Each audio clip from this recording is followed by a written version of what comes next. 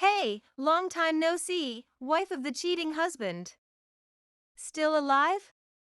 Still as ugly as ever, I see. Hey, is Baxter breathing? I heard he collapsed. As you can see, I'm alive and well. So, what brings you here all of a sudden? I responded to the two who appeared after 3 years without hiding my disgust. I thought having my husband taken by another woman was a common story, but I never imagined it would be my own mom. My name is Elizabeth. Just an ordinary office worker you can find anywhere. I don't have any special skills or talents, but the one thing I could always boast about since I was young was that my mom was young. My parents had an age gap marriage with a 20-year difference. Dad was the hot older guy type, dashing and handsome, and even to me, his daughter, he seemed to grow more attractive with age.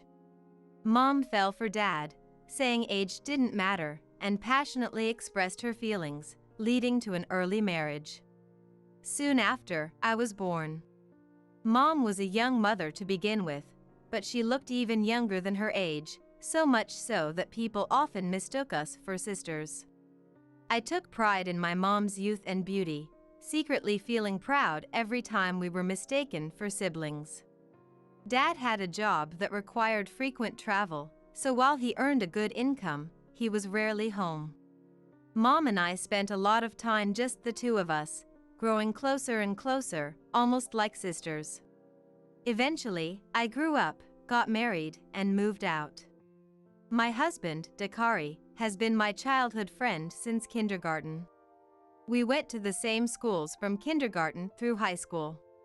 He often came over to my house as a kid, and our families were close. We had been close as brothers since we were little.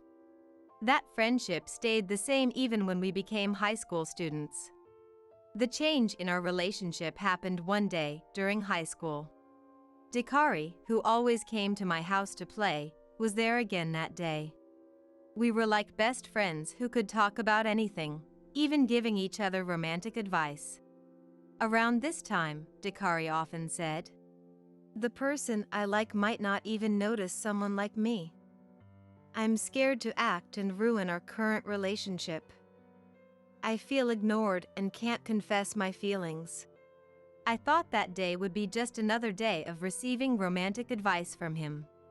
I asked Dakari, "What's wrong? Did something happen?" Who looked more serious than usual. Then, with a nervous expression, he told me, "Actually, the person I like is you, Elizabeth. I'm sorry for hiding my feelings until now. If you're okay with it, please go out with me." For me, who had always seen him as a boy, his confession felt like a dream come true. Of course. "Yes, thank you." My answer was. And so, we went from just childhood friends to lovers. Our relationship progressed smoothly after that. Even though we went to different universities, we stayed in touch regularly, so I never felt anxious. Since our homes were close, sometimes when I returned from university, he would already be at my house, eating my mom's cooking. Dakari was a friendly person and got along well with my parents. As university students, we started hanging out with our friends in groups, and it was nice to make new friends through those connections. He was close with my parents and friends. I dreamed of marrying him one day, and he made that dream come true. When we became working adults, Dakari proposed to me right away. "I can't imagine marrying anyone but you, Elizabeth. Even though we are just starting our careers and there might be uncertainties, I will always support you. Please marry me." When he said that, I was overjoyed. I naturally accepted his proposal, and we got married. Fortunately, many friends came to our wedding and gave us lots of congratulations. Some friends cried with joy for us, but the one who cried the most was my mom. "Mom, you're crying too much." But my mom's crying was not just tears but loud sobs. My dad had to support her as she could barely stand, looking quite troubled. I felt a sense of unease about her tears. Can someone cry that much out of joy? Even if it was her daughter's wedding, it wasn't normal to cry that loudly. And it seemed like my mom's eyes were not on me but on Dakari. I was puzzled, but the wedding ended successfully with everyone's blessings. Talking to my mom after the wedding, she was back to her usual self, so I decided to think that my unease was just my imagination. After that, Dakari and I rented an apartment near my parents' house and started our newlywed life. Once the wedding was over, daily life resumed. We took a short break for the wedding and honeymoon, but work started without mercy. However, even the lazy mornings where we didn't want to go to work were fun during our newlywed life. The days leading up to the wedding were often hectic, but now we could finally relax and take things easy. As I was settling into a calmer lifestyle and preparing dinner after work.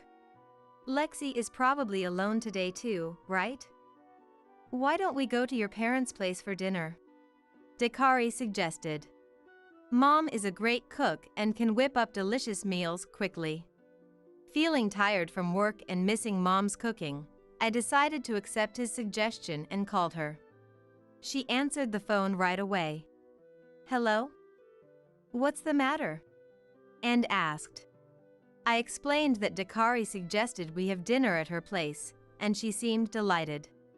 Baxter isn't home today either. It's boring eating alone, so please come over. I'll make plenty of Dakari's favorite dishes. Grateful for Mom's offer, we headed to her house. Dad was still away on a long business trip, and I felt that Mom must indeed be lonely in that big house by herself. Lexi, your cooking is always so delicious. Thank you. Please eat as much as you like. Dakari had been close with my family since childhood, and he always called my mom Lexi. Initially, he called her Auntie, but Mom, being young, didn't like that and made him call her Lexi instead. Watching him eat happily, Mom said with a smile, "It's lonely eating alone, so I'm glad you came. Feel free to come over any time." After expressing our gratitude to Mom, we went home that night. From then on, whenever Dad was away, we often went back to Mom's place for dinner to keep her company. On nights when I worked late due to overtime, drinks gatherings, or hanging out with friends, Dakari would go to Mom's place alone and have dinner with her. Given their long-standing relationship, I never thought much of it. One day, I told Dakari, "Dakari, I'm sorry. I'll be working late tomorrow, so I think I'll be home late. You can go to bed first if you want." "Oh, really? Okay." Dakari replied casually while fiddling with his smartphone, not really paying attention to what I was saying. Lately, he had been like this all the time. He never put down his smartphone, always responding half-heartedly to my conversations. It seemed like he was constantly checking notifications and sometimes smiling at his phone alone. Although it bothered me, I didn't want to nag him about his smartphone usage, even as his wife, so I kept quiet and endured it. Dakari then said, "I'm going to take a bath." I saw him off and continued watching TV. Suddenly, Dakari's smartphone, which he had left on the living room table, lit up with a notification sound. Instinctively, I glanced at his phone. It was a message from WhatsApp. "Let's love each other again tomorrow," with Mom's icon saying. I was confused. I couldn't understand what was happening, so I looked at the phone screen closely, but it was definitely Mom's icon. What? Love each other? No, it must be some kind of mistake, right? I couldn't comprehend why Mom would send such a message to him, so I decided to let it go for the time being. 2 days later. My job had hit its busy season, and even that day, I came home late after working overtime, finding the house completely dark. After grabbing a quick dinner, taking a shower, and getting ready for bed, I headed to the bedroom where Dakari was sleeping soundly. I couldn't help but notice his smartphone thrown carelessly beside him. Dakari had received a mysterious message from Mom's icon. Though I couldn't believe it, I couldn't stop myself from checking. I carefully picked up his smartphone, making sure not to wake him. His lock screen number had always been his birthday. A secret only I knew because I was his childhood friend. Easily bypassing the lock screen, I opened WhatsApp to see Mom's chat history at the top. I checked the chat and was left speechless. Last night was great. Hold me again. I'm looking forward to it. That was the message Dakari had received from Mom. Hold? Wait, does this mean Dakari and Mom have been betraying me together? Overwhelmed by disbelief, I screamed and threw the smartphone, waking Dakari. Rubbing his sleepy eyes. What's wrong? Did something happen? Is there a bug or something? Dakari lazily asked. His carefree attitude pushed my confusion into full-blown anger. It's not what's wrong. I saw the WhatsApp with Mom. What the hell is going on? What kind of relationship do you two have? I can't believe it. Explain yourself. Picking up his smartphone again, I shoved the incriminating WhatsApp from Mom in his face. Oh. Dakari, looking annoyed, simply said. I thought he might make some excuse, but instead, if it's out, then it's out. I've been seeing Lexi for a long time. He casually admitted. What? What do you mean you've been seeing her? I felt a wave of despair as if the world went dark before my eyes. Dakari and Mom have been betraying me? Dakari and Mom are together? So that means, of course, he's been sleeping with Mom too? Is that even possible? As I stood there in shock, he started an unnecessary explanation. I was close with you, but it didn't feel like a romantic relationship, you know? Ever since I was aware, it wasn't you I was interested in, it was Lexi. I always admired Lexi and visited your house to see her. So, Dakari, you were visiting me just to see Mom? Exactly. He nodded at my astonished question. I threw a pillow at him, yelling. What the hell? Since when did this relationship start? Dakari swatted away the pillow with one hand and replied. Since high school. Lexi said to me, Dakari, you like me, don't you? And that's when it started. Dating you was just a cover to be with Lexi. So, your feelings for me were a lie from the start. Well, that's how it is. Dakari said this with a nonchalant expression, and I couldn't hold back any longer. As tears streamed down my face, he coldly said, Now that it's out, let's get a divorce. I want to be with Lexi. The night he said that, I quickly packed my bags and left the house. I couldn't go to my parents' house because my mom was there, so I had no choice but to stay at a business accommodation for a while. I decided to talk to my dad and Dakari's parents about the relationship between Dakari and my mom. Naturally, everyone was furious. A meeting was arranged with me and my parents, Dakari, and his parents, but we were all speechless when my mom naturally took the seat next to Dakari. Dakari boldly stated, The one I want to make happy is Lexi. So, from now on, I'm going to live with her. At this, Dakari's mom burst into tears. How pathetic. You promised to make Elizabeth happy. You can't be happy after betraying someone like that. But it seemed he was unmoved by his mom's words. Dakari. Even so, I love Lexi. Firmly said. His dad then declared, If you do such a thing, it's estrangement. We don't need such a disgraceful son anymore. Dakari nodded. That's fine. And said. Although his parents persistently tried to persuade him afterwards, there was no response. Finally, when Dakari's parents had given up, my dad, who had been silent, spoke to my mom. Lexi, are you really going to live with Dakari? No one will bless you. You will regret it.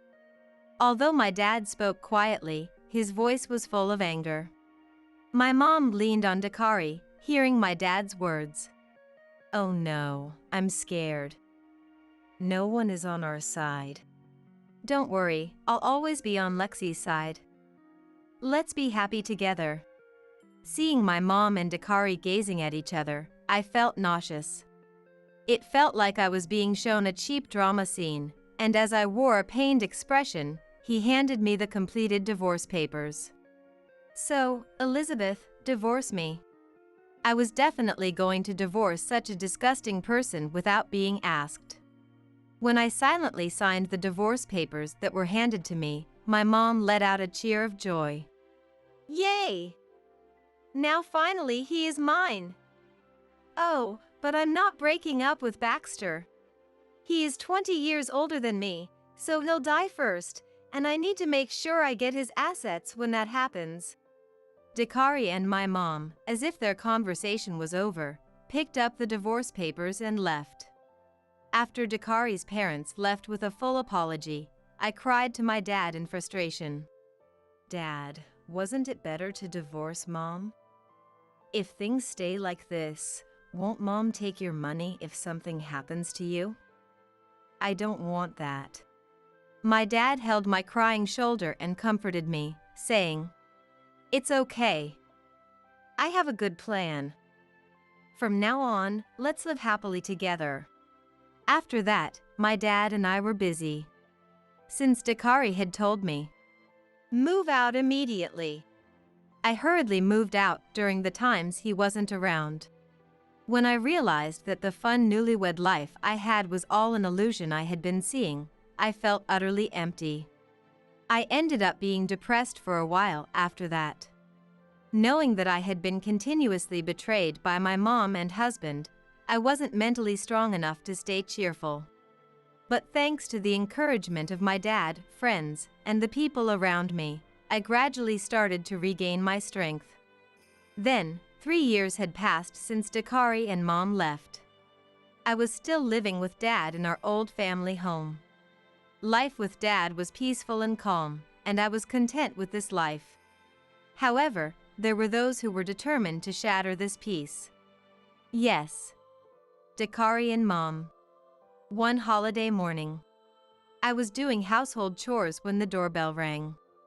Dad, now older and unable to easily get up, stayed put, so I went to the door to see who it was.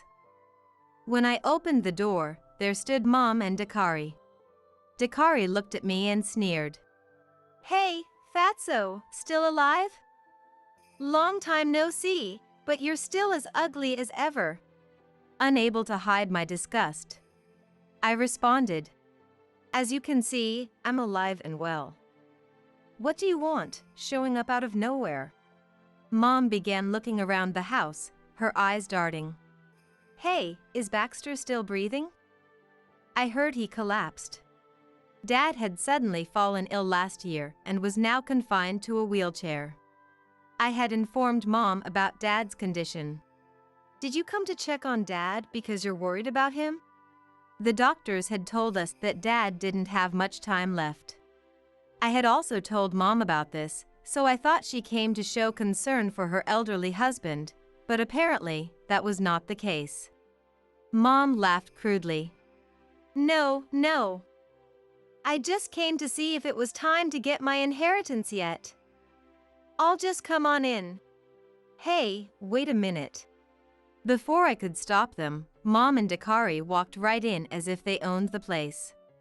In the living room, Dad, who must have overheard the conversation, glared at Mom and Dakari from his wheelchair.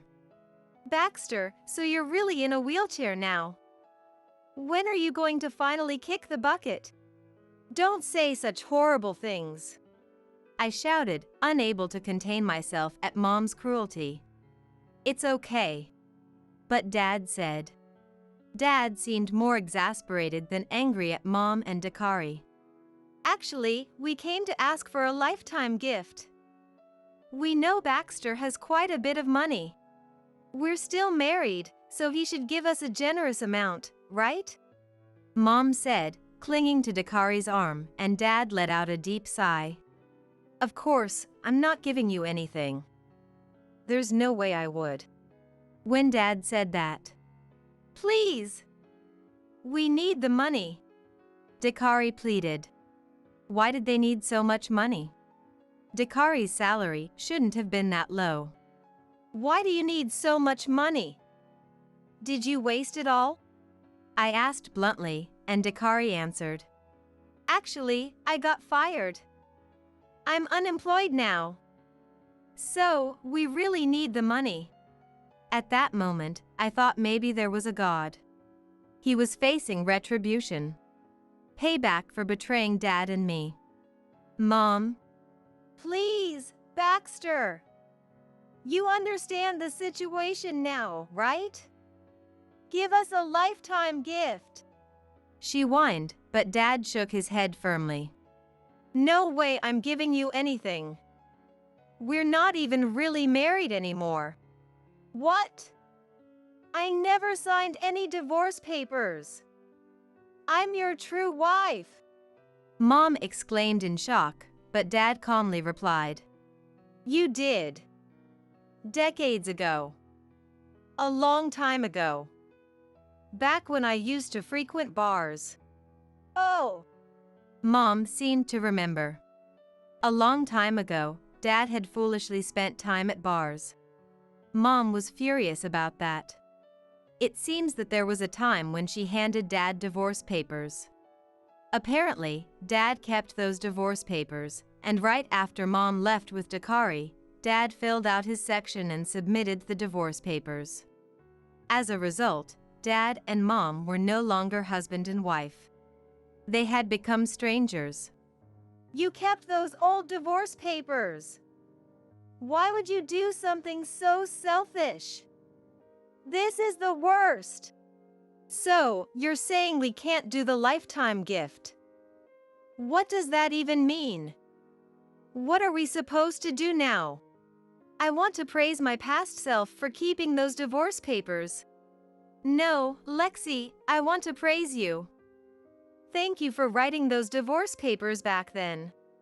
And although it's hard to say since we're out of money, as the costs of infidelity, we intend to seek compensatory damages from both of you, so be prepared.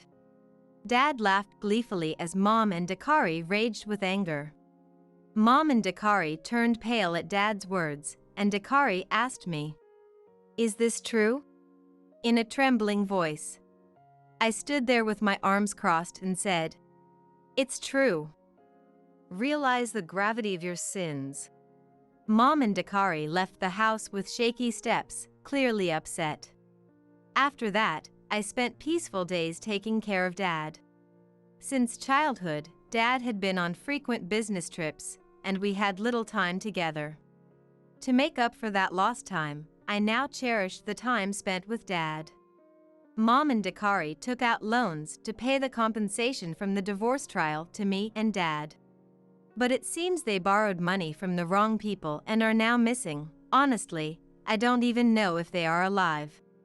Apparently, Dakari's parents were the last to cry and cling to him, but since they had cut ties, they had no one to turn to. A few years later, one day, I got a call from Dakari. I felt uneasy but answered the phone. Hey, Elizabeth? Long time no see. How about we get back together? I was out of my mind back then. I was crazy about young and hot Lexi when I was a kid, but now she's just an auntie. I don't even want to touch her. You're the same age now as Lexi was when I was crazy about her, right? You must be really sexy now. Let's meet up. What? Are you an idiot? Your intentions are obvious. Come on. It's no big deal. Where are you now? I'll come see you. Screw off, useless man. I'm happily remarried. Don't interfere. What? Are you serious? How could you get remarried without my permission? Hey! I hung up on him mid-conversation and blocked his number. Yes, the year after I divorced Dakari, I remarried an older man through a friend's introduction. He's a very kind person who told me he'd heal all my past troubles. And I'm expecting his child, so I'll soon be a mom myself. My current husband also welcomed Dad to live with us, and we are living happily together. Dad is looking forward to becoming a grandfather. I intend to cherish this peaceful, everyday life and continue living happily. My overly kind-hearted husband has been sending money to his parents for 20 years under the guise of filial piety. Even though our household finances are tight, we've never received a single word of thanks. Instead, we hear cold remarks like, "What do you think you can do with just $1,000? And recently, I discovered a shocking truth. That money was secretly being funneled to my sister-in-law Carol. If you buy us a new house, we'll stop asking for money," they said, ignoring my husband's kindness and making unreasonable demands. I finally exploded with anger. Fine. We'll buy you a house. My name is Ashley, and I'm 49 years old. I married my husband Elliot 24 years ago when I was 25. Despite many ups and downs, we're still a happy couple. We recently talked about enjoying our time together now that the kids are grown. But there is a significant issue. Both Elliot and I want to save for our retirement, but the biggest obstacle is the money Elliot sends to his parents. For 20 years, he has been sending them money every month. And it's not a small amount, it's $1,000. It's a significant amount of money. If we were wealthy, it might be different, but we both work and still don't have much leeway. Especially when the kids were younger, it was tough. During those difficult times, I asked if we could reduce or stop the payments. But they got furious, accusing us of abandoning them. Even when I explained that our children's education expenses were high, they didn't understand. You owe everything to us. Your marriage, your children, it's all because of us. You ungrateful brats. While not entirely wrong, did they really need to hold it over our heads like that? How many times have I heard that? Elliot said he would handle it, but we're partners. I took on the task of sending the money, asking Elliot to manage our household finances. Elliot strongly opposed it, but since I earned a little more, I decided to bear the burden. We've somehow managed to get by financially. Even though I've been yelled at by his parents, they have never once thanked me. Your income exists for us. Be grateful for how we raised you and send us money. Your useless self managed to get married thanks to us. They constantly say terrible things to Elliot. Are they really his parents? Sometimes I get angrier than him. But Elliot just laughs it off, saying, "They've always been like this." Seeing him so resigned breaks my heart. Even though Elliot doesn't stand up to his parents, I can't complain as his wife, so I've spent 20 years silently suffering. If only his sister Carol supported the payments, it would be easier if we split the cost. Unlike him, Carol has never been berated by their parents. On the contrary, she's adored for being beautiful and kind. She's just like me when I was young, says Susan, his mother. She's a blessing just by being born, says Jeff, his father. The stark contrast in treatment infuriates me. But once again, Elliot calms me down, so I've never lashed out. Isn't he too kind? I fell in love with his kindness, but he should be angrier. Elliot takes his role as the eldest son too seriously. No one cares about that anymore. I've heard him tell our son not to worry about taking care of us in the future. Maybe because he's suffered so much, he doesn't want our son to go through the same. Elliot might understand, but I don't. At least once, I wanted Susan to express her gratitude to Elliot. When we were alone, I asked her about the money he sends. Could you occasionally express your thanks to Elliot? About the money he sends. Could you occasionally express your thanks to Elliot? Susan looked completely baffled. Then she said, "Why should I thank my son for sending money to his parents? It's what he's supposed to do. Why should I thank my son for sending money to his parents? It's what he's supposed to do." She couldn't understand what I was saying at all. In fact, she seemed to think I was the one being unreasonable. I was absolutely stunned by her reaction. I was truly at a loss for words. But for her daughter, Carol, she would express gratitude for even the smallest things. Despite being so busy, she still comes to visit us. What a thoughtful and kind daughter she is. By the way, Carol visits her parents' home maybe once a year, usually for just a day. In contrast, we visit at least once a month and are frequently summoned for various tasks. Typically, we are asked to do this and that, and never once have we been thanked. Isn't such blatant favoritism shocking? However, judging from his demeanor, it seems he has been treated this way for a long time. Supporting his stories, the photo album showed a young Elliot with a sad expression. His clothes were often hand-me-downs were ill-fitting. In contrast, Carol always wore pretty, neat clothes. There were no birthday photos of Elliot, but lavish photos of Carol's birthdays were pasted in his album. He was told he had to attend public high school and wouldn't be given any money for college, so he used scholarships to get through. In contrast, Carol was allowed to go to any high school she wanted, entering a private one. She was also given money for college, but partied too much and dropped out without graduating. Her parents didn't scold her at all and just dismissed it with a "well, it can't be helped." Meanwhile, they told Elliot it was foolish to go to college if he had to repay scholarships. Moreover, Elliot was made to send money to his parents, while no demands were placed on Carol. Not that she could afford to send money, as she quit jobs easily, couldn't hold even part-time work, and ended up unemployed. Despite this, her parents still adored her.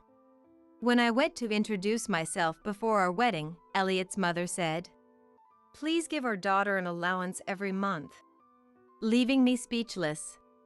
After Carol got married and moved out, Elliot was commanded to send money to his parents, leaving me dumbfounded.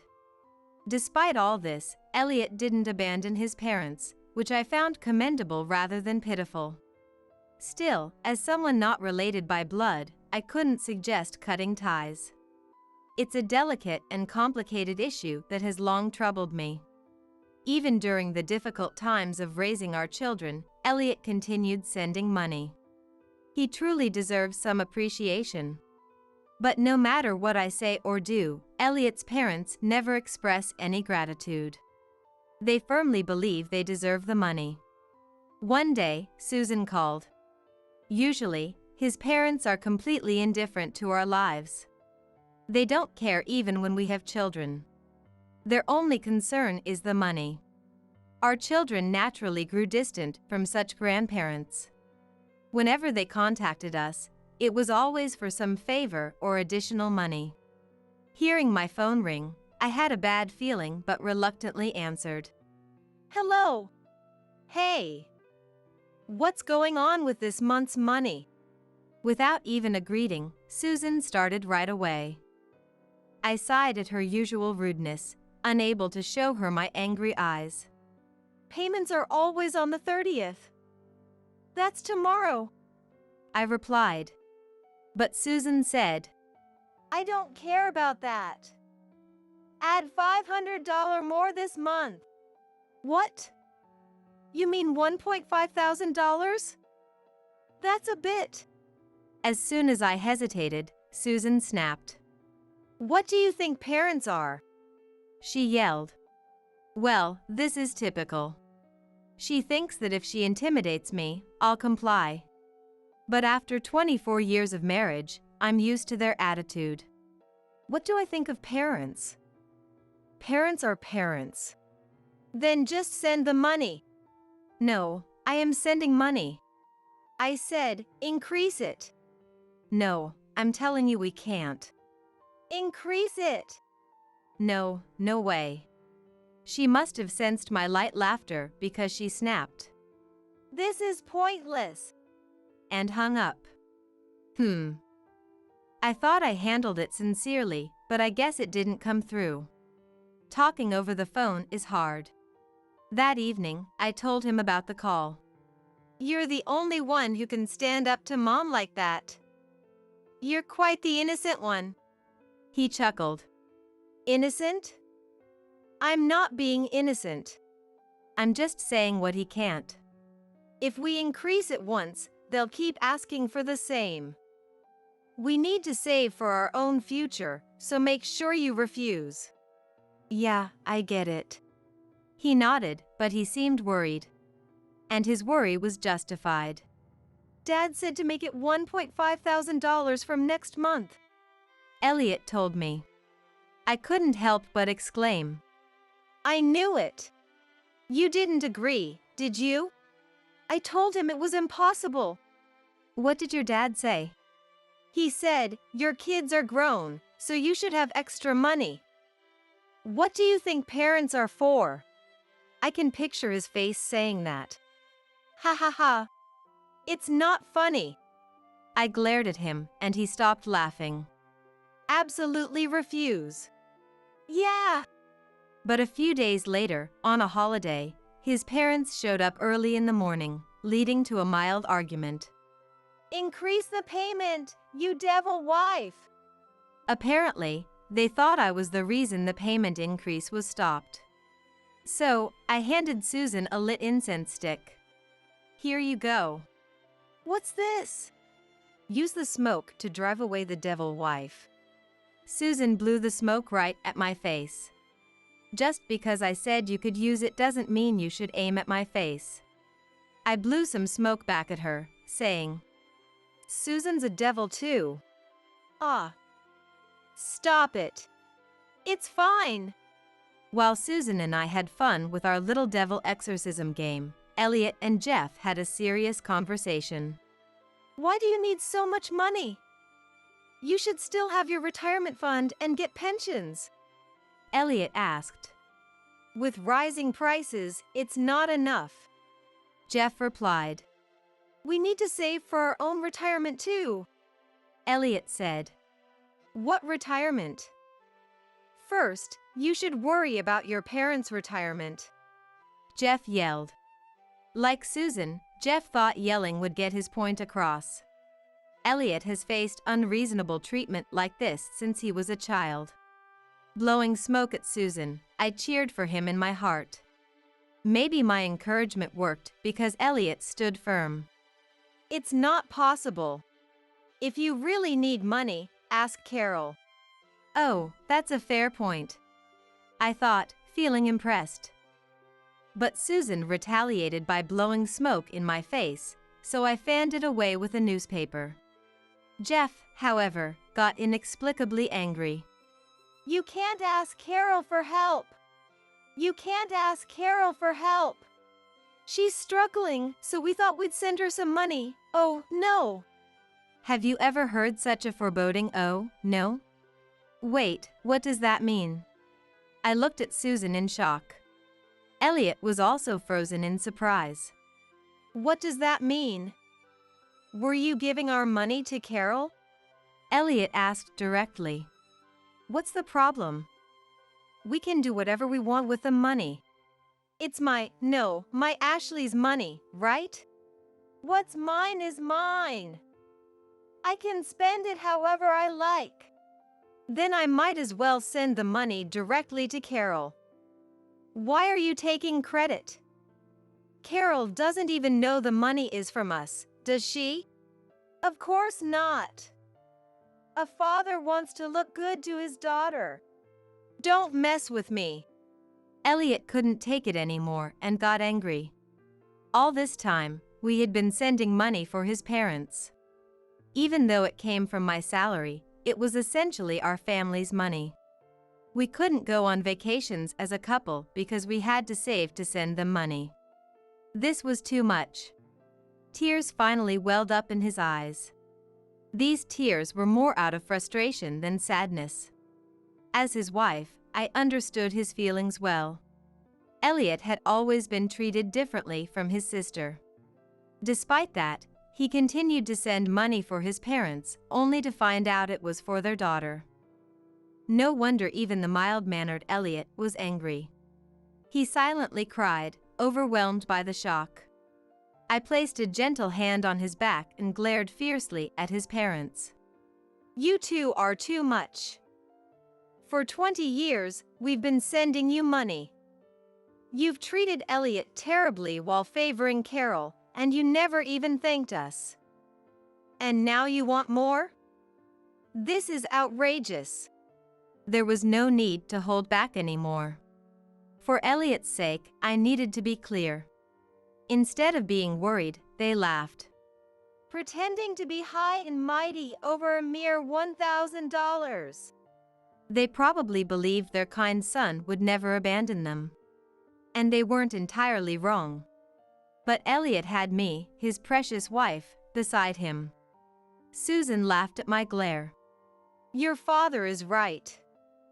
Acting high and mighty over $1,000.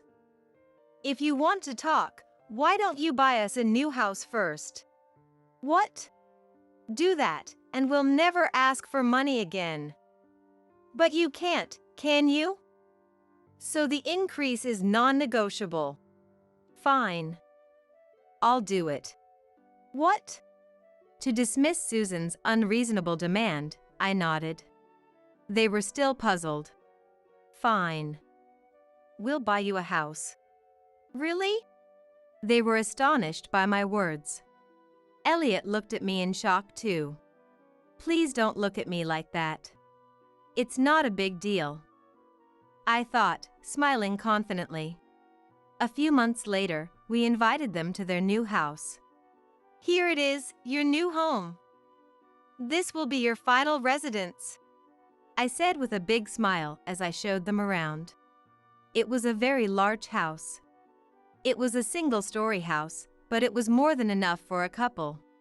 What is this? Susan's voice was full of astonishment. I spread my arms proudly. Look at this vast property.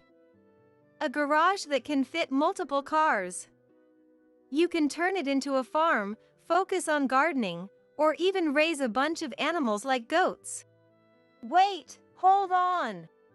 And the size of this house. Look at this. It even has a fireplace. Wait, hold on. And the best part is this mountain behind and the clear stream nearby. Jeff can gather firewood from the mountain, and Susan can do laundry by the river. Wait! This house was built over 200 years ago, with no electricity or gas. It's the perfect place to enjoy the lifestyle of those times. Wait! Susan, her face turning red, interrupted my increasingly excited speech. What is it, Susan?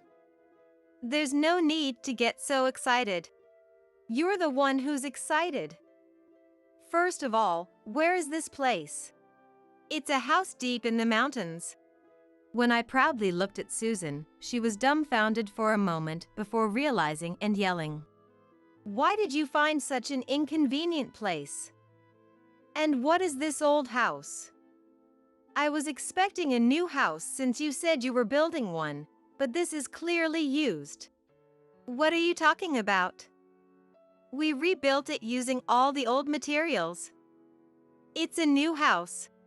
So, you dismantled an old house that couldn't be lived in and rebuilt it with the materials? It can be lived in now, so there's no problem. No. At least get gas and electricity installed. Why? Why? You! Susan looked at me with a face of utter defeat. What? You said to build a house, so I did. Why are you dissatisfied? I'm only dissatisfied. What extravagant people, I thought, looking at Elliot. Elliot had a very complicated smile. But the deal was that if we gave you a house, the payments would stop, right? What? What? No what? Jeff, is that okay? When you said a new house, I thought you meant a brand new house with new walls and modern facilities. Isn't this a newly built house? I glared at Jeff, indicating not to argue about the details. He fell silent. We can't live here. Just take us back to our old home. Jeff looked stunned, and Susan was yelling. I laughed and said, It's okay. What's okay? Nothing is okay. In gratitude for reusing this house in such a remote mountain area, the previous owner left behind a lot of furniture. You can start living here immediately. Oh.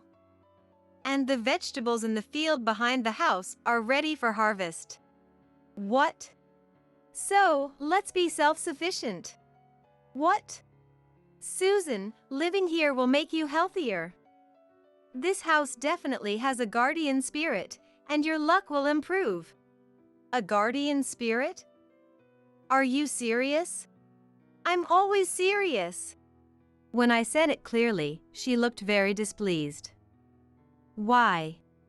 It's a 30-minute walk to the bus stop from here. With that, I left with Elliot. I'm so happy they were moved to tears. I'm glad we splurged and bought the house. The land was a bargain, and the previous owner covered the reconstruction costs. They must have been touched. Elliot whispered, Your innocence is scary. But I pretended not to hear. Anyway, I fulfilled his parents' wish by buying them a house. It's not perfect, but it's livable, so it should be fine. Finally, the payments would stop, and we could start saving for ourselves. Happy. One day, I got a call. It was from Jeff. What is this all about? He yelled suddenly. What is all this about, really? It seemed his parents couldn't adapt to life in the mountains and eventually returned to their old house. Well, that's their choice, and they're free to do as they please. I tried to sell that house to get some money, but it won't sell, he said. Well, given its location, it won't be easy to find a buyer. That's not the issue. I spoke with a realtor, and there's a market for people who dream of country living. There's interest. Oh, really? It seems there are people who want to retire quietly in the countryside or to escape the exhaustion of city life. But it still wouldn't sell, and Jeff was yelling. What's going on? It's not even in my name. Of course not. I could imagine Jeff's face turning red on the other end of the line. I lowered my voice, feeling like he was saying something absurd. What? Did you intentionally put the house in your name? Yes, the house in the mountains we bought for them is actually in my name. I don't see what's so strange about that. Is there something wrong with that? Of course there is. That house is mine, right? So why isn't it in my name? Because I bought it. What? It's in the purchaser's name. What's strange about that? What's strange about it? What? Jeff's voice was filled with despair. It's really puzzling. I tilted my head. I bought the house and allowed you to live there. It's a simple matter. I asked you to buy it.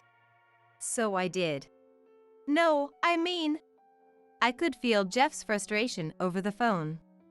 But honestly, I didn't understand what he was saying. Originally, Jeff wasn't involved in negotiating or signing any documents for the house. Why did he think it would be in his name? It's odd. Anyway, change the name to mine immediately. I'll sell that inconvenient house. Why? Living with the house spirits is a rare opportunity. There are no house spirits. If there were, I'd want to live there even less. What a luxurious complaint. I can't understand the problem with living in a rent-free, mortgage-free house. You want to give money to Carol, right? Then a mountain house with low utility costs is perfect. That's right, Carol. Carol is another problem. Jeff suddenly raised his voice, remembering something. She asked for help with a down payment on a new house. Ah, I see. What does that have to do with us? Elliot is fed up with his parents' blatant favoritism. Carol, expecting her parents' support, has become estranged from Elliot. So I don't care about her situation. Help her if you want. I plan to sell the mountain house for the money, but that plan is ruined. You take responsibility and prepare the money. No! I immediately refused and hung up. The phone rang again. Annoyed, I answered, and Jeff shouted, "If you refuse, put the house in my name." Again, I responded, "No!" He kept calling, demanding money or a name change. Each time, I firmly said no until Jeff, on the verge of tears, begged, "Please, give me the money."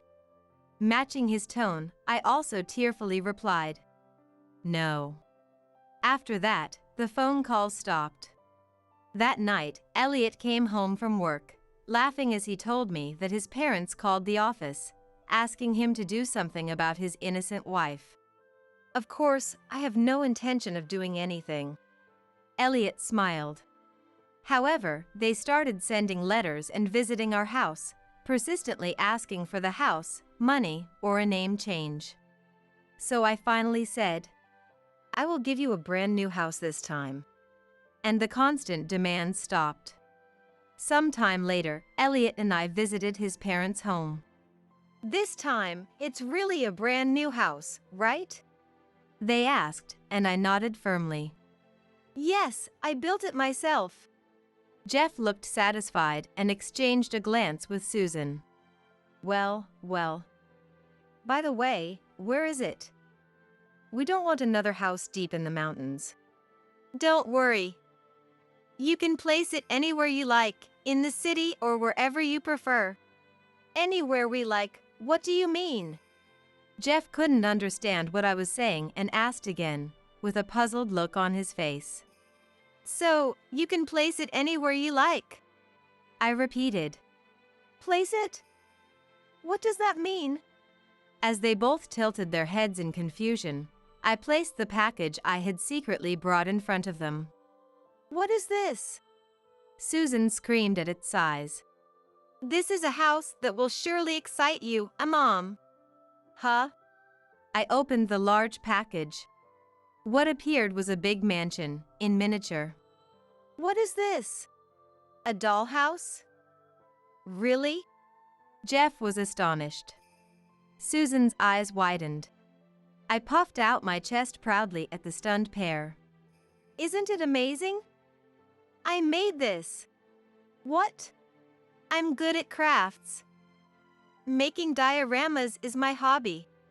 What? This is a genuine house I built. Please accept it. What? A dollhouse that would make any little girl overjoyed. I thought I did a pretty good job, and they were both speechless. I'm glad you love it so much you're at a loss for words.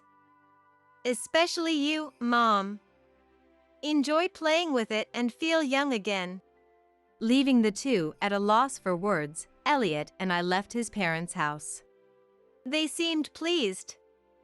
I'm glad, I said to Elliot, who once again remarked, "Your innocence is terrifying." Innocent? That's rude, it's all intentional. I didn't say that out loud but stuck my tongue out in my mind. After that, they continued to contact us about various things, but we ignored them all. Even when they showed up at our house, we continued to ignore them, and eventually, they stopped. Then, one day, a relative called. Apparently, his parents were in financial trouble and begging for money from everyone. It turned out they had sold their previous house to help Carol with her new home to impress her. They were supposed to move in with her, but lost contact as soon as they gave her the money. In other words, they were used by Carol. Like parent, like child. I wondered if Elliot was a genetic anomaly. Abandoned by their daughter and cut off by their son and his wife, they were left to beg from relatives who turned them down. In the end, they returned to the house in the mountains. Well, at least it's a shelter from the rain. I'm glad the house I bought served its purpose in an unexpected way. As for Carol, deceiving her own parents was indeed a devilish act, and it seems God noticed. Pampered and spoiled by her parents, she ended up divorced after a big fight with her husband. The reason for the fight was her infidelity. The money her parents gave her was actually used for her affair. Once again, like parent, like child. It's a mystery how Elliot turned out to be such a decent person. Maybe it's because he wasn't properly raised by those parents. Carol, with nowhere to go, moved in with her parents in the mountain house. However, there's no way the spoiled daughter and those eccentric parents could get along well. Carol, who has never worked a proper job, now relies solely on her parents' pension for a poor living. As for me, I'm free from the curse of those dreadful payments and liberated from Elliot's parents' influence, feeling like I can finally breathe deeply for the first time in a while. With some financial freedom, Elliot and I excitedly planned a trip, looking through piles of travel brochures. Ashley, I'm sorry for everything. Thank you, Elliot said, surprising me. Seeing his relieved face, I nodded with a smile. Let's spend a joyful retirement together, my love. His gentle smile, which I love so much, beamed brightly. With crescent-shaped pupils and a magnificent beard. A large mouth that constantly moves as if recalling the food eaten at noon. A clever and friendly personality that changes its bow in response to people's voices and expressions. I became completely captivated by them and visited them every day. The one who healed my heart, which had been betrayed by my husband Joshua and my sister Margaret, was a mysteriously charming white goat. I am Nancy. I am a 29-year-old nurse working at a hospital. It would be a lie to say that working early mornings and late nights isn't tough, but I am blessed with great colleagues and find my job rewarding. I have a husband, Joshua, who is 3 years older than me, and we got married 2 years ago. He works at a moderately large company, seems to be doing okay in his job, and is considered reliable and honest, which makes his boss take notice of him. Joshua has weekends off and finishes work at 5 p.m., while I have irregular shifts and days off due to early and night shifts. Even after getting married and living together, we only have meals together a few times a week. Still, I was happy to say welcome home, and I'm home, to Joshua, and I was comforted by seeing him enjoy my homemade meals. On the other hand, he is extremely lonely. He feels lonely when he comes home and I'm not there. It was him who quickly wanted to get married after we started dating. He couldn't stand living alone. Despite being bigger than me, he is like a child in how he gets lonely, which is cute but also a bit troublesome. Moreover, I worry about him hanging out with his single friends on weekends when I'm not around. I've considered changing to a hospital without night shifts, but I like my current workplace and the salary is good, so I can't decide easily. Saying I want to change jobs because Joshua gets lonely feels a bit embarrassing too. I wish there was a better reason, like having a child. But what came to me was an unimaginable trigger. One day, after finishing my day shift and returning home, I found a woman with brown hair and wearing shorts sitting in front of the door. When she saw me, her eyes lit up, and she hugged me. Nancy, I missed you. Huh? Margaret? It was Margaret. My younger sister by 2 years. The last time I saw Margaret was at my wedding 2 years ago. Ignoring my confusion, Margaret looked up at me with pleading eyes. Nancy, help me. My boyfriend kicked me out. Huh? Again? Hearing Margaret's confession, I held my head in my hands. Margaret is friendly and cute, but very careless. While my parents and I are relatively neat, Margaret's room is always messy. There are half-drunk water bottles lying around, her bed is used as storage, and I've seen her sleeping on clothes scattered on the floor. When we lived together at our parents' home, this drove me crazy, and we often argued. Margaret started living alone near her university after graduating from high school. Enjoying her freedom, she barely attended classes and eventually dropped out. Our furious parents terminated her apartment lease and tried to bring her back home, but having tasted freedom, Margaret didn't want to return.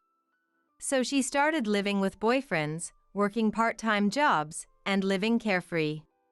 Initially, her boyfriends would be smitten by cute Margaret and do everything for her, but her laziness and refusal to do housework would soon drive them away, and within a year, she would be kicked out. But she had a knack for sensing when she was about to be kicked out, and she'd usually find a new guy through swipe-based dating apps or parties, leaving before she was shown the door. However, sometimes she'd get kicked out unexpectedly, and during those times, she'd come crying to me, half forcing her way into my place until she found her next boyfriend. Even though I genuinely didn't want to get involved, I couldn't ignore the only sister I had, so I'd end up taking her in. After I got married, she started relying on our parents, and I thought I was finally free. But it seems even our parents reached their limit with her irresponsible lifestyle. With a furious look on his face, my dad told her, "Don't come back until you have a steady job and can rent a place." They even took away the keys to our parents' house. "Please, Nancy. I'm really in trouble. I'll find a new place soon. Just let me stay here until then." By new place, she meant finding a new boyfriend, of course. "You can't, Margaret. Joshua is here now. It's time for you to stand on your own." I know. Just this once, I promise." "No way." While I was struggling with Margaret's persistence, Joshua came home from work. "I'm home." "Huh? Who's this?" Margaret's eyes lit up at Joshua's arrival. "Joshua, help me." "What?" Young and cute Margaret flustered Joshua, making his face turn bright red. I had a bad feeling about this. I explained to Joshua that Margaret had broken up with her boyfriend and had nowhere to go, leaving out her habit of hopping from one man's house to another. I was too embarrassed to tell him about her irresponsibility. But perhaps that was a mistake, as Joshua seemed to sympathize with her. "Why not? It's just for a little while." As expected, Joshua decided to let her stay. Yay! "Joshua, you're the best." Margaret happily clung to Joshua's arm, and though he was surprised, he didn't seem to mind. Naturally, I panicked. I didn't want our precious life together to be invaded by the irresponsible sister. "Wait, if we let her stay here, it won't help her in the long run." "But she's in trouble. As her sister, you should help her." "That may be true, but..." "Sure, I'm her sister. But does that mean I have to take her in no matter what?" I wanted to argue, but I didn't want to disappoint the kind-hearted Joshua. "It's only until she finds a new apartment, probably just a month." "But I'm busy with work and hardly ever home." "It'll be a big burden on you, Joshua." "It'll be fine. She's not a child. She can take care of herself, right?" "Yeah, I won't be a bother." "See? It'll be okay." Okay. It definitely wouldn't be okay. I knew it, but I didn't want to be the bad guy by saying no. So, reluctantly, I agreed to let Margaret stay for a month, on the condition that it was only for a month. Of course, this was a mistake. From that day, my life and relationship with Joshua began to change. To Joshua, Margaret was the perfect company for lonely nights and weekends. And for him, who only had brothers, Margaret's sweet, needy nature was irresistibly charming.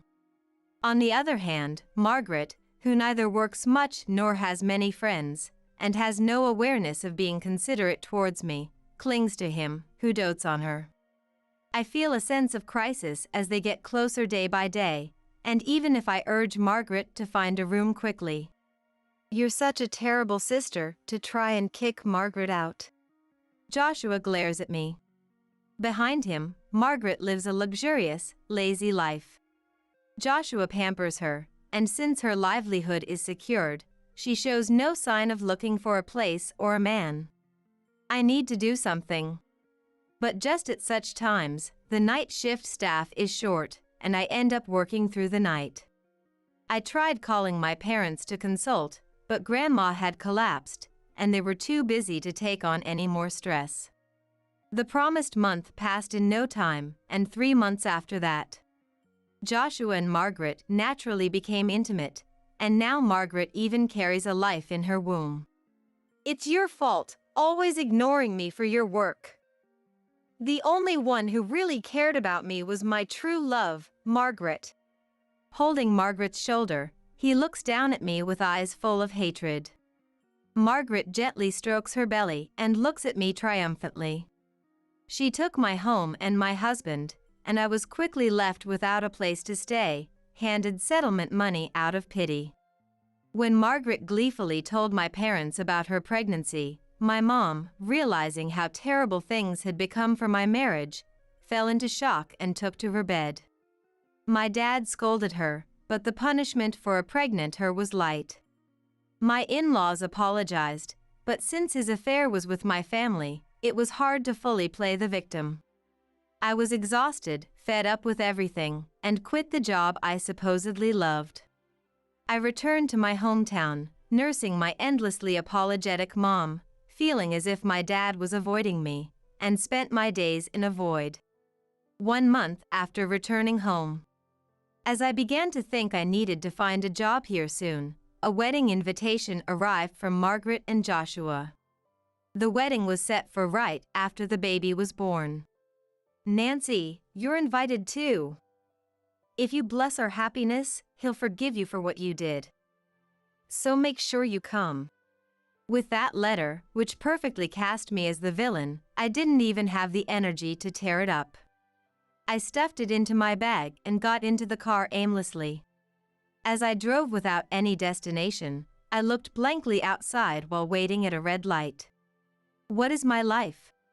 I thought I had lived sincerely without hurting anyone, so why is the sloppy Margaret living better?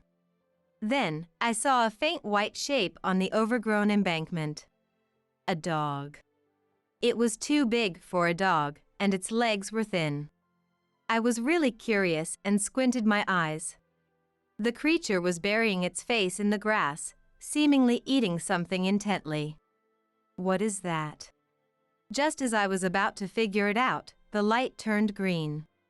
I reluctantly stepped on the gas, but couldn't get that white figure out of my mind.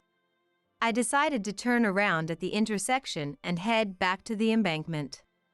I parked in a nearby lot and climbed the embankment. There, I found a goat. A goat was fervently devouring the grass on the embankment. Why is there a goat here? Though it's not downtown, it's still a town with a residential area nearby. Having only seen goats on farms and in zoos, I couldn't fathom why there was a goat here. The goat paid no attention to me and simply continued to devour the grass in front of it. I couldn't take my eyes off the scene, so I sat down next to the goat and watched it eat. Then, as if the goat became curious about me, it lifted its head from the grass and looked at me with its crescent-shaped eyes. And then, for some reason, it shoved its face into my bag. Hey! Wait a minute! Panicking at the goat's strange behavior, I grabbed my bag, but the goat pulled out only an envelope. It was the wedding invitation for Margaret and Joshua. At that moment, "Hey!" someone shouted angrily. At the same time, a large man pulled the letter out of the goat's mouth. "I'm sorry about that. That's our goat, Rice." Rice? Suddenly being apologized to with the word for a carbohydrate, I was confused. "Oh, Rice is the name of our pet goat. Wow, it's even chewed on it a bit."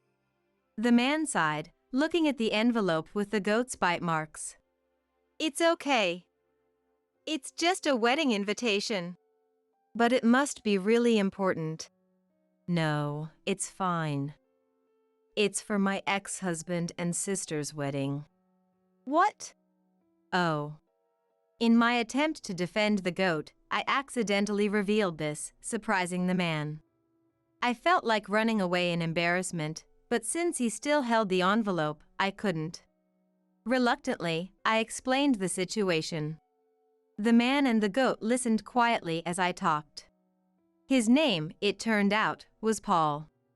Although I had just met him, I thought he seemed like a nice person. As I was thinking that, Paul spoke up softly. "Are you free right now?" "What?" "Well, yes."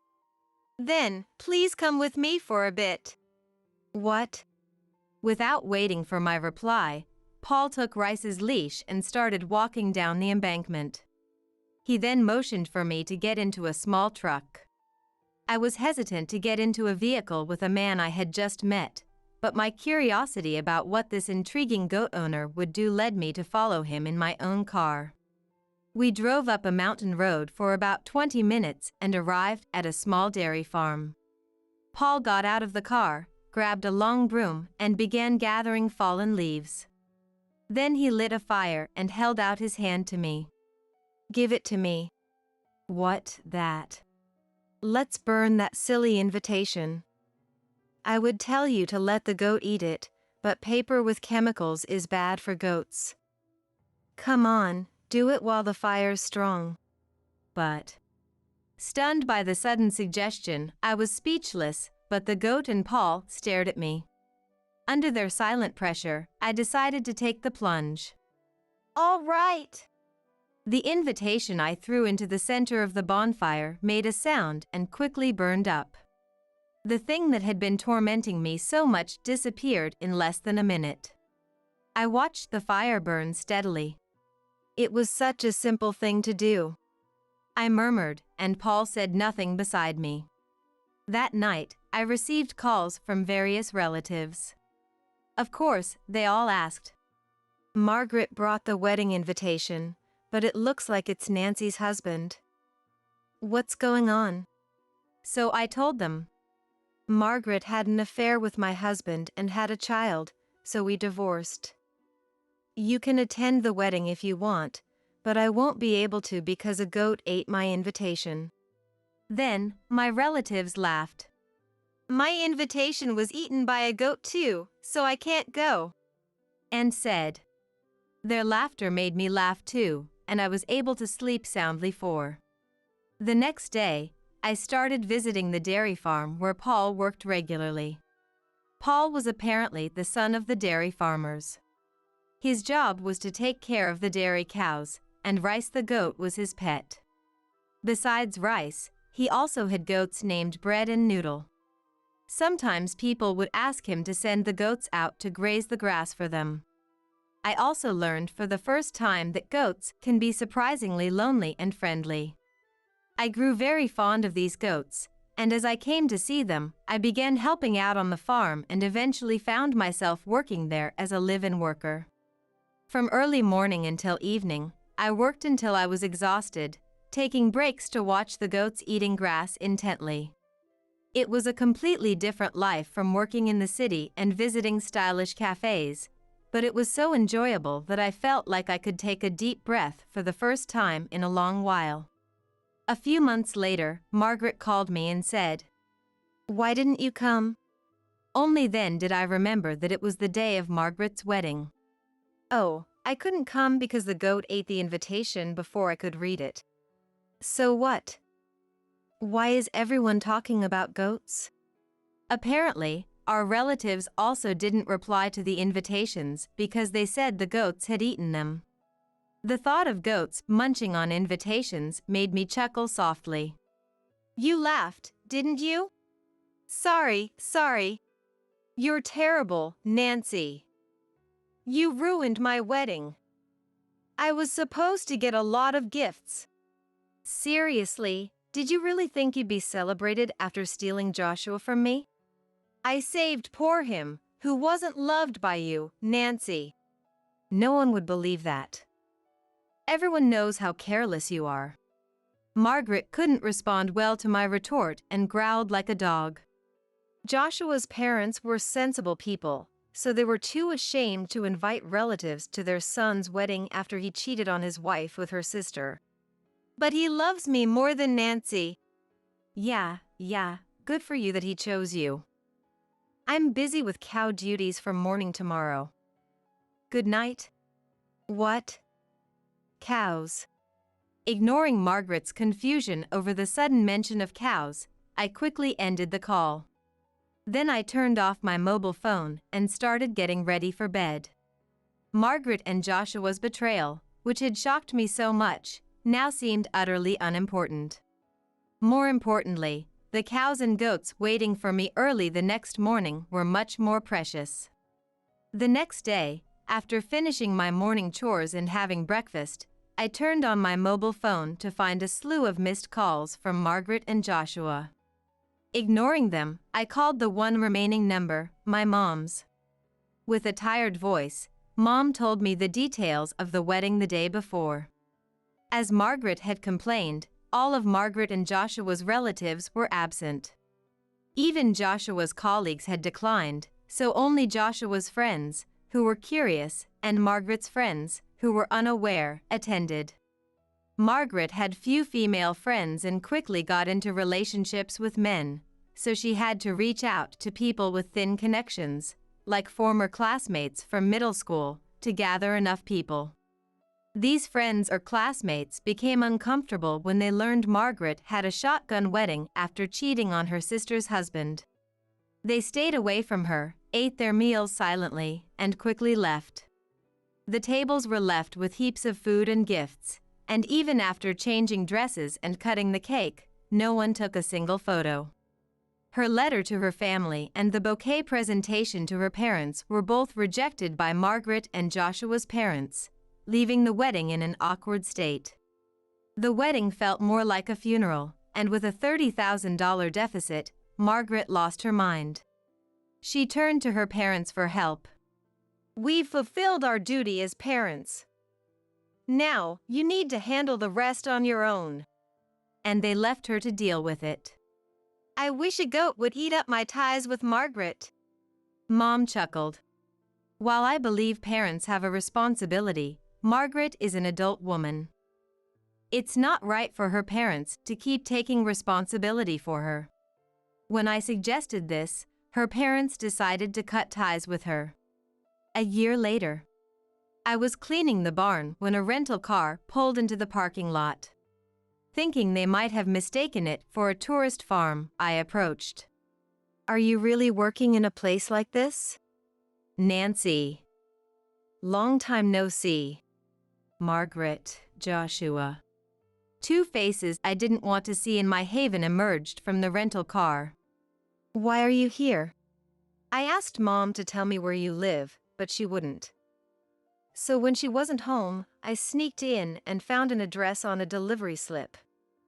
Lucky me. That's breaking and entering. Don't be ridiculous. It's my parents' house.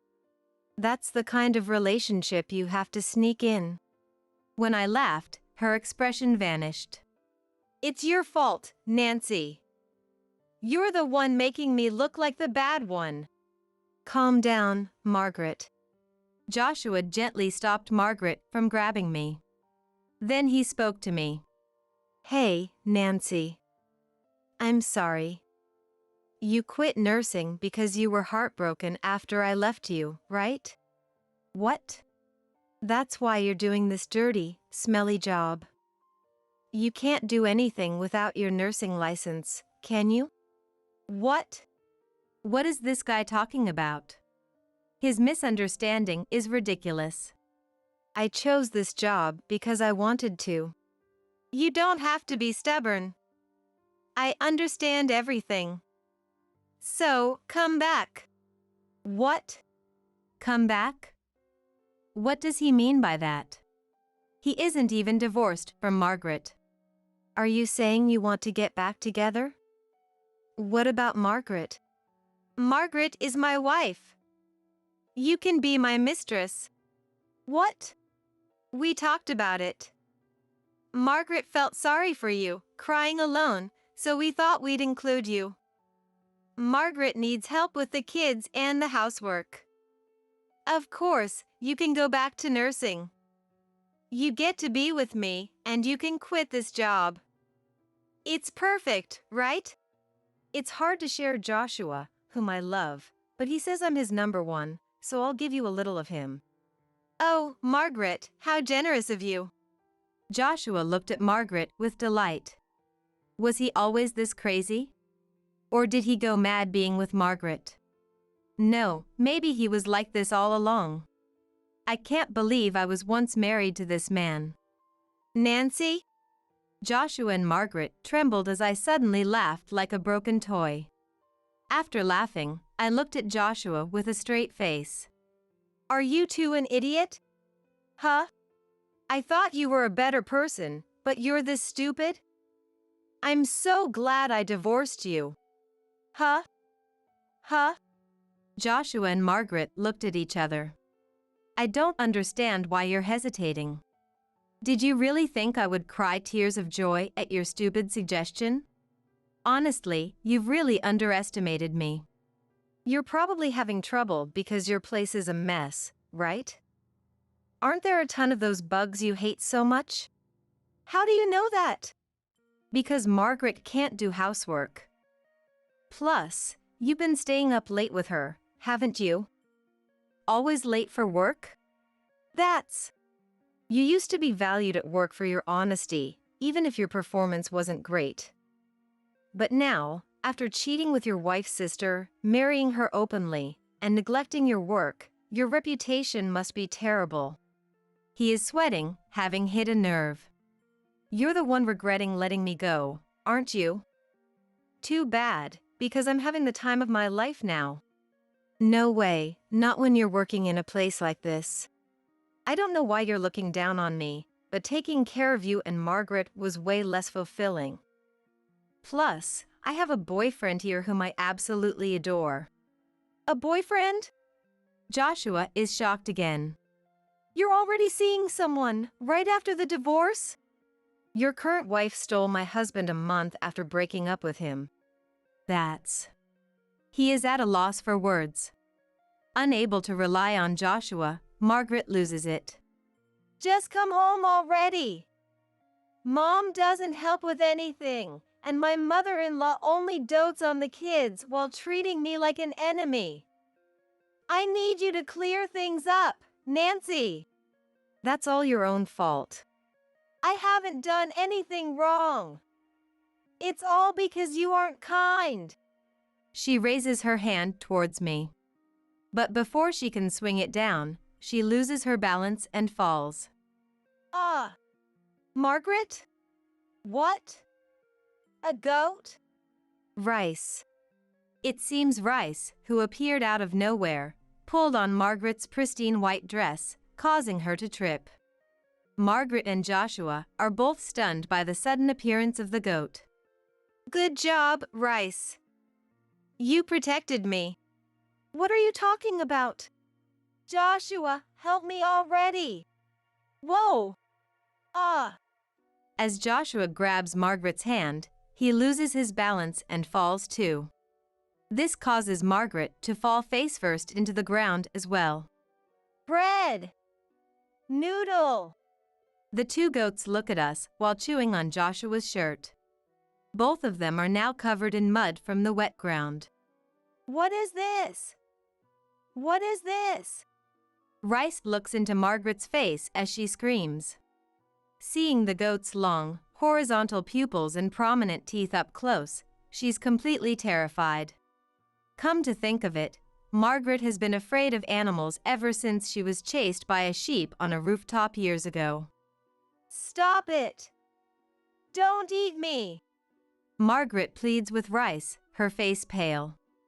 Go ahead, Rice, eat her. You must be hungry, right?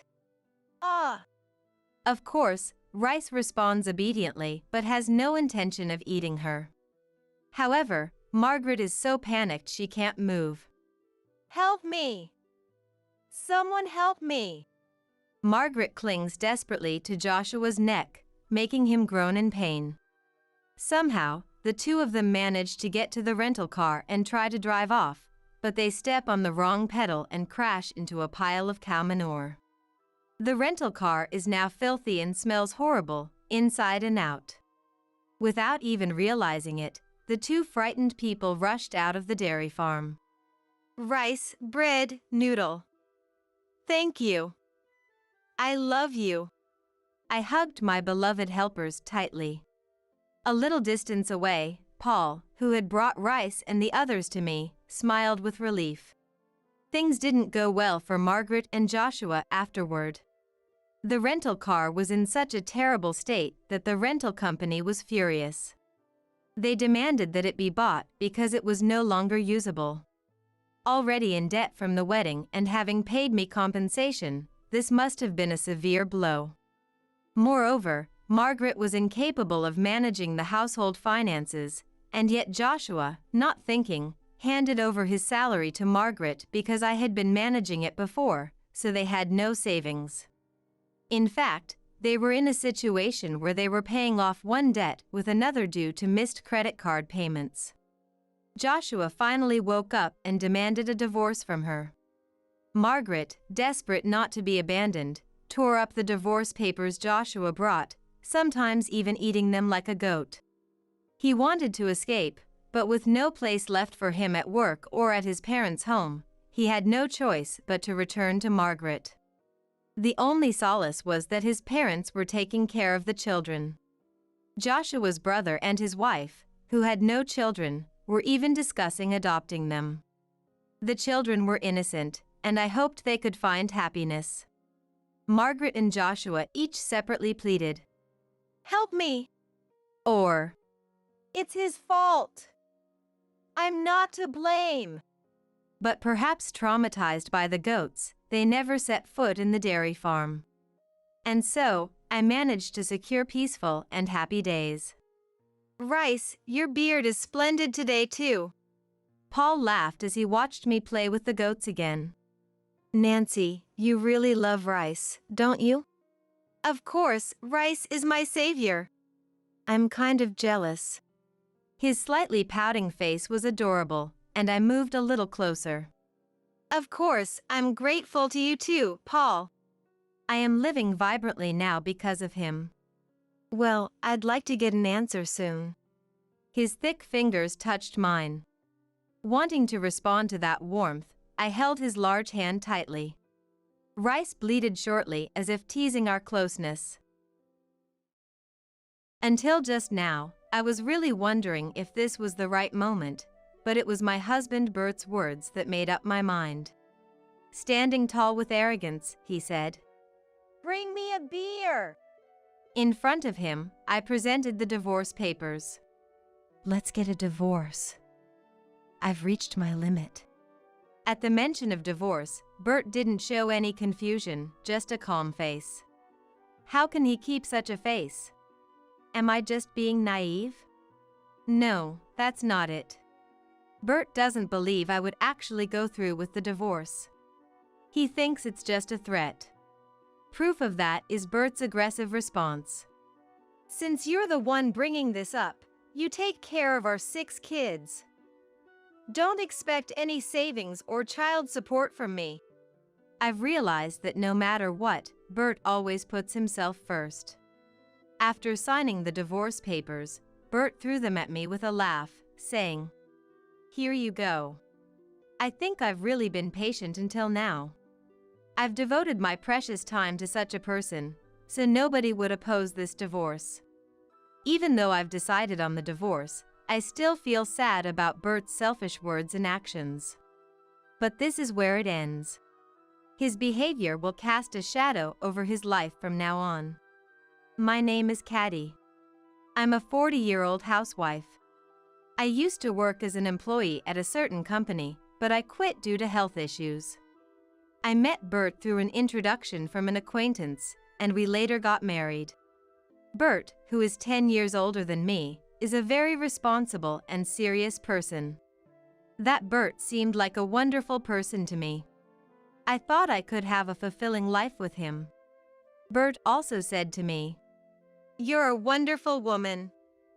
I want to be with you forever." There was no lie in his words, and I immediately accepted Bert's proposal. Life with Bert was sheer happiness. Although he wasn't much of a talker, we had very calm moments together. I'm glad I married him. Time passed, and our first child was born. "Caddy, you did well," Bert said, sending me words of appreciation and smiling kindly. That was a peak of happiness, now a fond memory. 2 years after our eldest son was born, our second child came, and a year later, our third. Now we have 6 children. With 6 kids, every day feels like a battlefield. Time flies by in the blink of an eye. Still, life with the kids is fun and full of happiness every day, never without smiles. Except for just one thing. Welcome back. Was today busy? Yeah. Our eldest son Ethan just graduated from high school this year. He's now working as an employee at a local food manufacturer. We really wanted him to go to college, but he didn't want to. When Ethan was about to graduate from high school, Bert and I suggested he go to college. But he refused, saying he had something he wanted to do. Bert, expecting him to go to college, was furious. The argument between the two began, and the room was filled with a tense atmosphere. Bert has always been uncontrollable once he gets angry. Perhaps because of his serious personality, he demands perfection in everything, even from those around him. Bert seems to lose his temper immediately when things don't go his way. This is no different with his children. That day, an enraged Bert lashed out at Ethan with harsh words, unbecoming of an adult. Eventually, Ethan fell ill from the shock and collapsed right there. "Ethan? Are you okay?" "Bert, that's way too much." "Too much? This kid, see, he won't understand unless you say it like this. Betraying my expectations. He owes his life to me, and he dares to betray me." Trying to approach Ethan again, Bert was stopped by me clinging onto him from behind. "Stop it. Let go. It's your coddling that's the cause of all this." Then Bert turned towards me and raised his hand high. Instinctively, I curled up, closing my eyes tightly. But Bert, shrugging me off, stormed out of the house.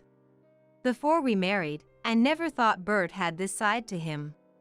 Sure, he always demanded perfection and could become verbally harsh when things didn't go as planned or were imperfect, but that was about it.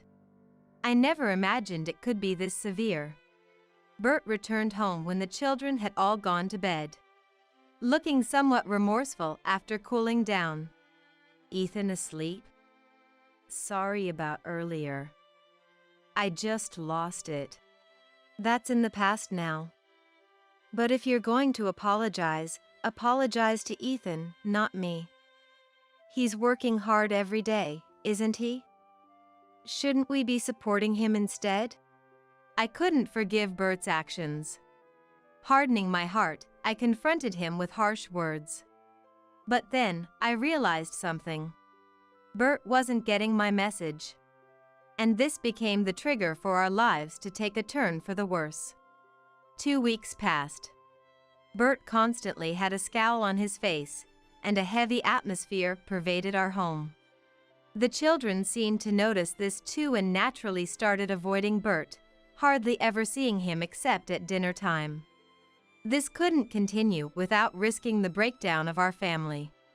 The kids are scared, and I wish you could show a little more kindness, I said, only to be met with a sharp glare from Bert. You're the one telling me this? It's your words and actions that led to this situation. And now you're blaming me? That's rich. Bert was still holding on to what I had said before. I'm busy, unlike you, the housewife. Working at a major company is different from what the others do. And you, having lived such a boring life, should recognize that and choose your words more carefully from now on. Does he think he's the most important just because he works for a major company? Such an attitude is only going to make others see him as a nuisance. He can't see that, which is why he looks down on everyone else, including me. Actually, maybe Bert looks down on me the most. Especially, these last 2 weeks after the incident with Ethan have been particularly bad. Hey, I come home tired from work. It's the wife's job to offer words of comfort first. Are the kids more important than your husband to you? That's not it, but... Wait. Put your clothes on properly. Even as I spoke with Bert, the children, fresh out of the bath, would run around the room without dressing. Trying to get them dressed was futile. They wouldn't listen. Are you even listening to me? Be quiet. It's irritating. Enraged that I prioritized the children over him, Bert swept items off the table in anger. Boxes of tissues and small personal items scattered across the floor. Startled by the unusual noise and scene, the children froze, looking at Bert with fear in their eyes. Ethan, who had been lounging on the sofa in the back living room, noticed the commotion and looked over. An uneasy atmosphere filled the house. But soon, Ethan took all the children to the back room, saying, "Let's go over there." My relief that the children were spared was short-lived. Bert grabbed me by the collar, shouting, "Don't you dare say that again," before storming off to the bedroom. It was the first time I felt fear towards Bert. One day, upon returning from work, Bert looked at me and said, "Isn't it strange? They're supposed to carry my blood, yet how did such failures come to be? Come to think of it, you dropped out, didn't you? That's why we have such failures for children." Mystery solved. Unbelievable words. How could he call his own children failures? And in a voice loud enough for all the kids to hear. I didn't care what he said about me. The fact he mocked me for being a dropout didn't matter. I could endure that. But I couldn't stand him speaking ill of the children. Especially not from their own parent. However, Bert's contempt continued. If I made dinner, he'd say, "This is what poor people eat, not something for an elite like me." Or on another day, he'd complain about the housework not being perfect. Coming home tired to be greeted by this messy, dirty entrance. You're a housewife, aren't you? Shouldn't it be clean everywhere? Not just the entrance, but the hallways, windows, toilets, baths, everything. What's the reason for not cleaning perfectly? Explain it to me so I can understand. And he'd say these things intentionally in front of the children. This went on for 2 weeks. Bert seemed to enjoy watching my spirit break little by little. I can't take this anymore. The children were sound asleep. Beside them, I was under a blanket, cursing my life. Why did I fall in love with this man? Why did I marry him? The more I thought, the more my heart raced.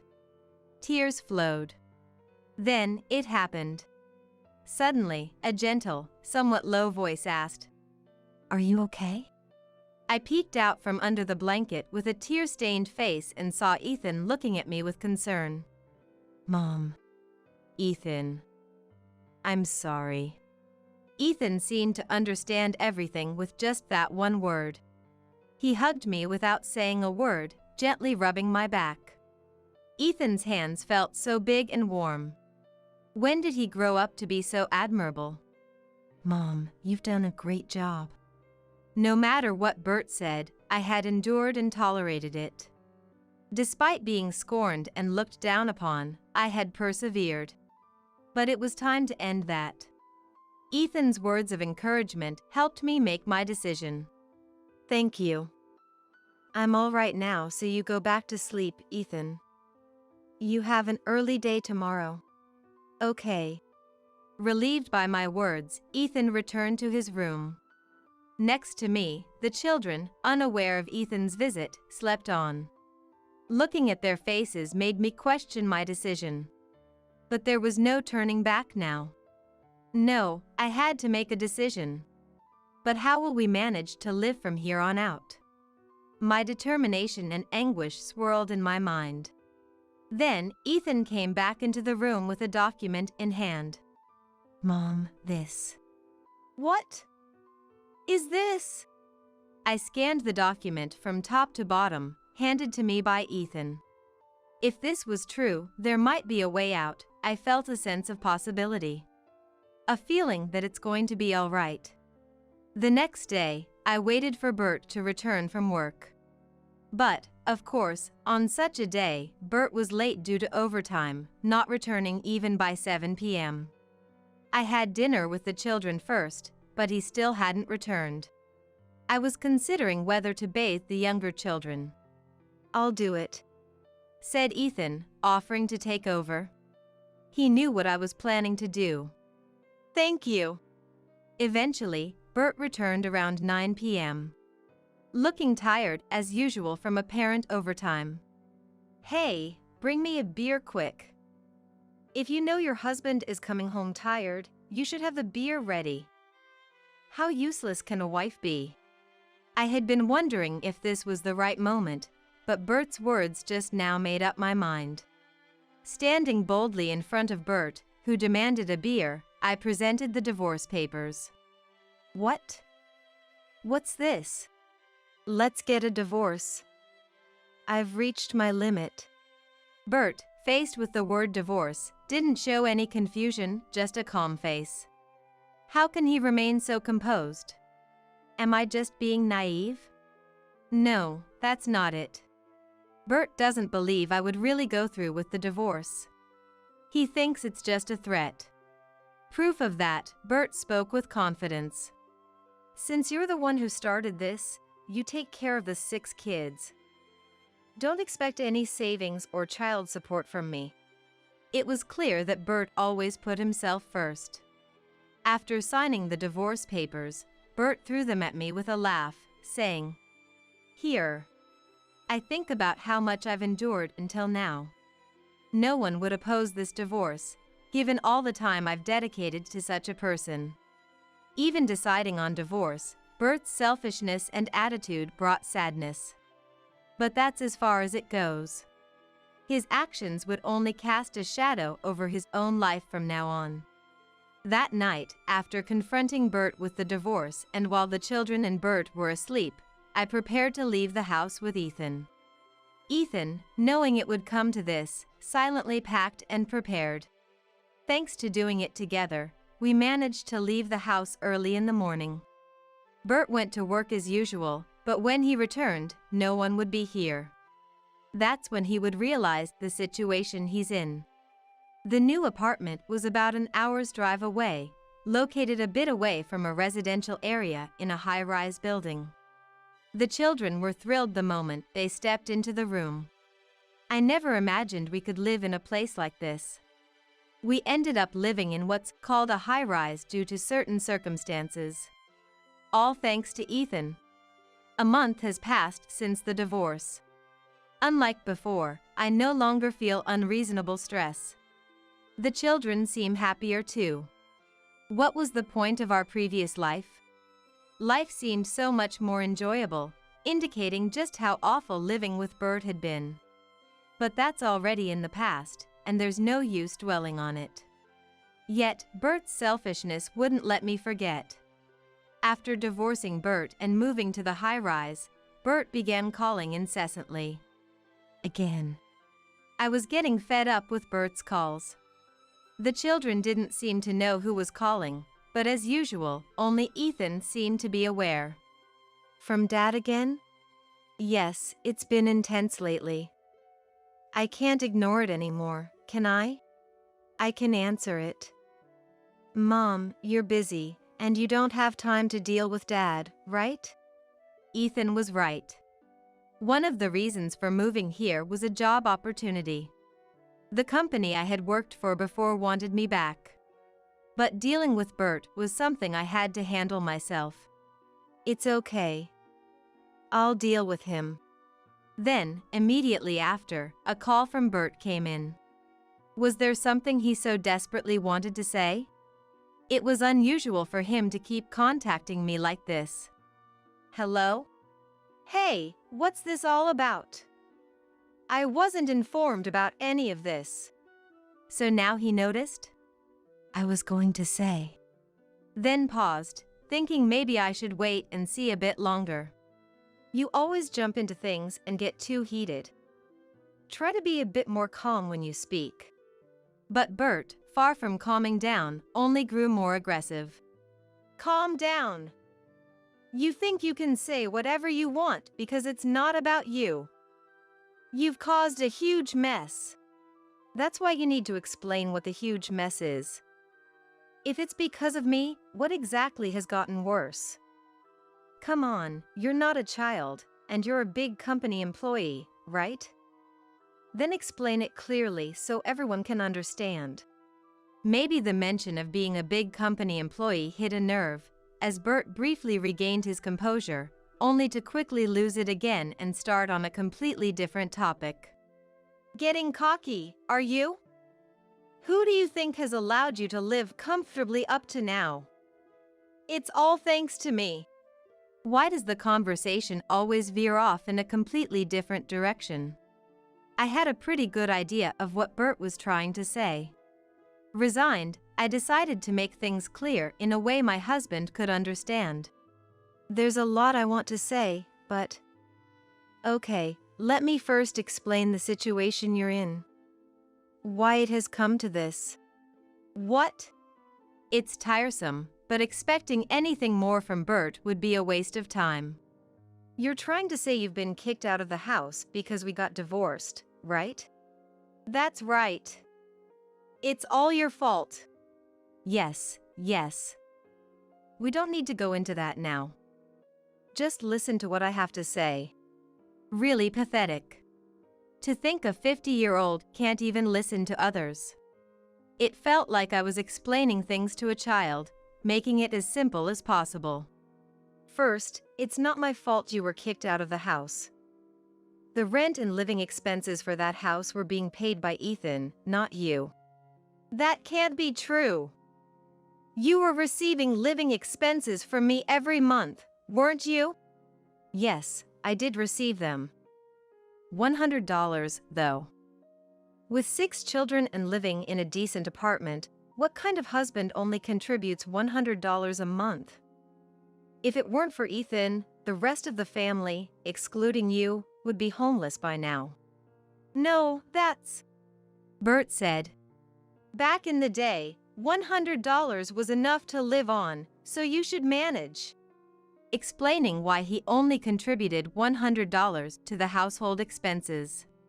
Naturally, $100 was nowhere near enough, so I reluctantly used my savings from before I was married to scrape by. Then one day, Ethan suddenly handed me some money. Use this. What? What is this? It's my salary for this month. From now on, I'll support us, so you don't have to worry. Save your money for the younger siblings. I was moved to tears. Ethan was thinking of the family more than anyone else. Since then, Ethan worked tirelessly every day to support our family. Now, with me divorced and Bert on his own, it was natural that he couldn't pay the rent or the living expenses. After all, neither I nor Ethan were there. If only he realized that this situation was serious, he could have done something about it. It's because you're too focused on playing around with women that things turned out this way. How do you know that? Ethan saw you. He was taken to a restaurant by his coworkers and saw you with a woman he didn't recognize. It was your favorite lady from that high-class club behind the station, right? Apparently, you've been lavishing her with a significant amount of money every month. All this information came from Ethan.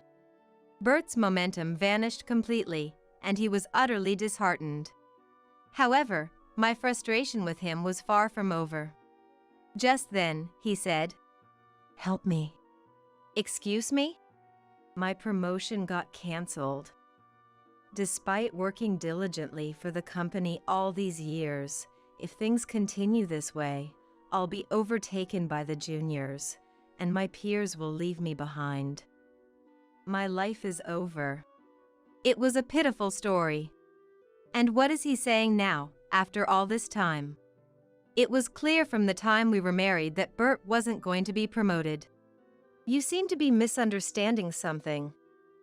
Of course, you're not getting promoted. You act all high and mighty without being competent at your job.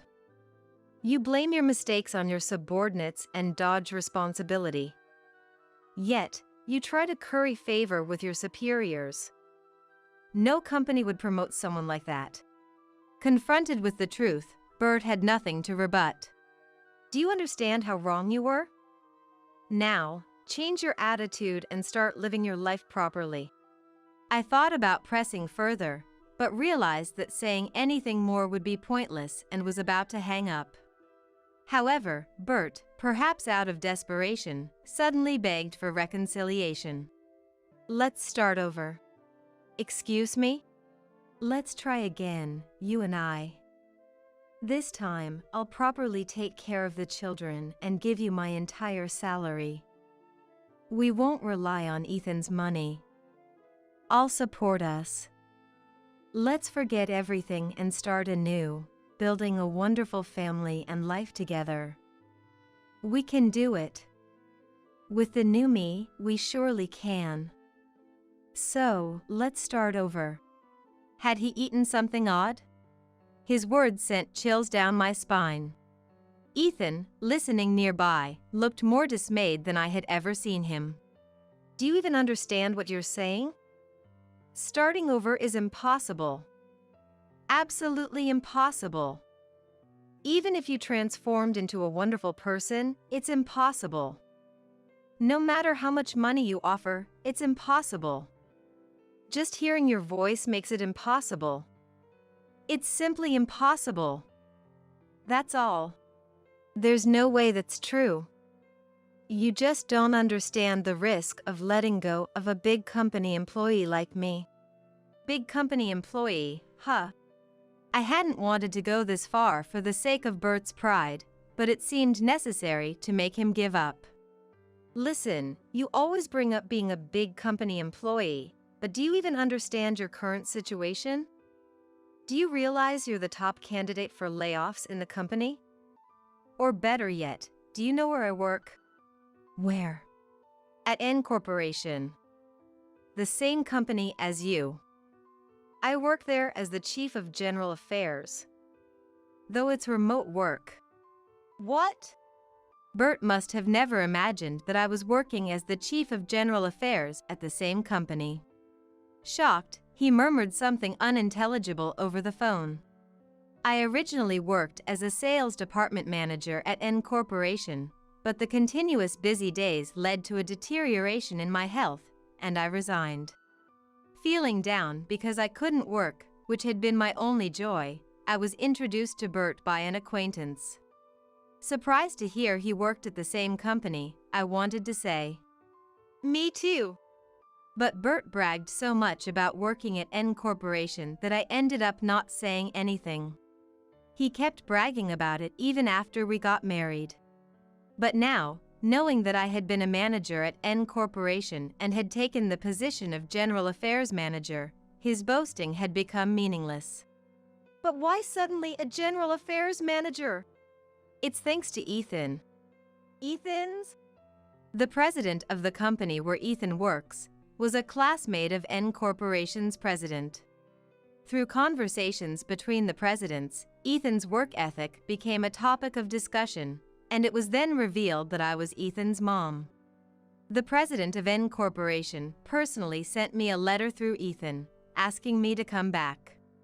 Thanks to Ethan's support, I decided to return to work. What surprised me more was that the president arranged for our family to live in the high-rise condo he used to live in. It was a gesture of gratitude for returning to N Corporation, but I was astonished to learn it was such a luxurious high-rise condo. It was rented out to us at a very low price, considering it was for the sake of the young children. I am deeply grateful to the president for allowing us to live in such an incredible place. That's the story. Then, Bert began to lose his mind over the phone, to the point it was unmistakable. I could hear Bert yelling in a voice I had never heard before, and while I couldn't make out the exact situation over the phone, it was clear there was commotion around him. Alongside that, there were also voices that sounded like multiple security guards saying, "Don't move!" A few minutes later, I heard the sound of police sirens, followed by a moment of silence, and then Bert's shouting alongside the shouts of police officers. Finally, the sound of the police sirens faded away, growing distant.